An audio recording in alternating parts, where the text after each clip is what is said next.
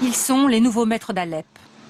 Des islamistes qui font régner l'ordre dans ces quartiers, passés depuis 11 mois sous le contrôle de la rébellion. Ils cachent leur visage pour rester anonymes. Ici, ils recherchent un homme, soupçonné de vol. Fouillez la maison. Nous allons chercher partout. Excusez-moi, qu'est-ce que j'ai fait? Je n'ai jamais rien fait pour vous offenser. Où sont les armes? Je n'ai pas d'armes. L'homme, menotté, est emmené malgré les protestations de son père. Mais si vous dites qu'il est un voleur, montrez-nous vos preuves. On va l'emmener devant le tribunal. Il y aura une enquête, puis le juge décidera de son sort. L'homme est emprisonné dans la Sharia Court, le Conseil islamique d'Alep, qui nous affirme qu'en temps de guerre, la loi islamique ne s'applique pas dans toute sa rigueur. Cette organisation, composée d'islamistes plus ou moins radicaux, dirige aujourd'hui la ville. En coulisses, les hommes de Jabhat al-Nusra, certains se réclament d'Al-Qaïda. Le Conseil est à la manœuvre pour rétablir les services publics. Nous avons créé cette organisation pour combler le vide administratif qui règne depuis la guerre. Aujourd'hui, les gens voient notre efficacité sur le terrain. Première surprise dans les rues. Malgré la guerre et les bombardements, les bus reprennent du service.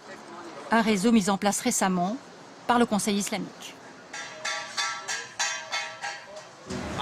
Ils ont fait beaucoup de choses pour nous aider. La propreté, les transports. C'est mieux qu'à l'époque de Bachar et les prix sont très raisonnables. Une petite contribution pour couvrir les frais du gasoil. C'est un service à la population pour que les gens reprennent leur vie normale et que les étudiants puissent retourner à l'école. Les islamistes, omniprésents, organisent également la distribution du pain. Avec des haut-parleurs, ils appellent la population à venir dans leur centre de distribution. Chaque quartier en a un. Une petite révolution pour les habitants. Avant, ils devaient traverser la ville pour s'approvisionner, à leurs risques et périls.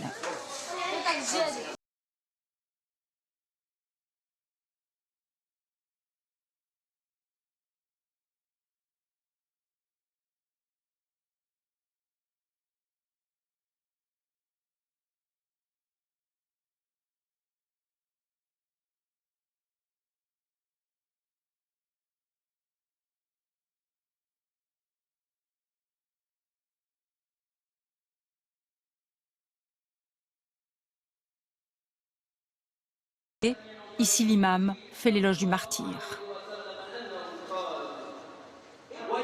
Le martyr sera glorifié et épousera 70 vierges au paradis.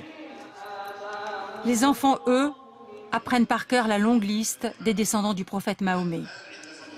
Un enseignement très rigoriste de la religion.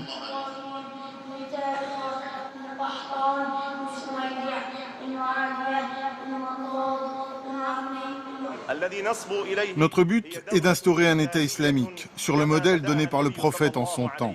Et nous n'acceptons aucune alternative. Résultat, dans la rue, après la prière, les drapeaux noirs de la guerre sainte se mêlent de plus en plus au drapeau 3 étoiles de l'armée libre de Syrie. Cet homme anime la manifestation avec des mots sans ambiguïté. Nous appelons chacun de vous à instaurer l'État islamique dans sa maison.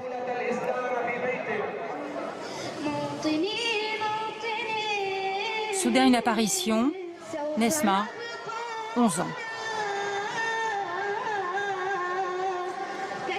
Elle chante l'hymne du printemps arabe, comme en Tunisie, en Libye et ailleurs. Sa maison sur la ligne de front a été bombardée. Ses parents ont déménagé ici. Toutes leurs économies y sont passées. Sa mère a vendu tous ses bijoux. Il ne regrette pas cette révolution et ne critique pas les nouveaux maîtres de la ville. On entend beaucoup de choses sur les islamistes de Jabhat al-Nusra. On raconte qu'ils sont soutenus par les pays du Golfe. Eh bien, pourquoi l'Occident ne soutient pas l'armée libre pour rétablir l'équilibre? Moi, ce que je vois de Jabhat al-Nusra, c'est excellent.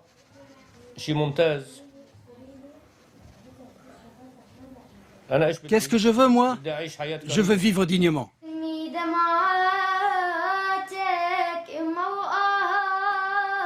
Cache tes larmes, maman, chante Nesma. Cache ta douleur.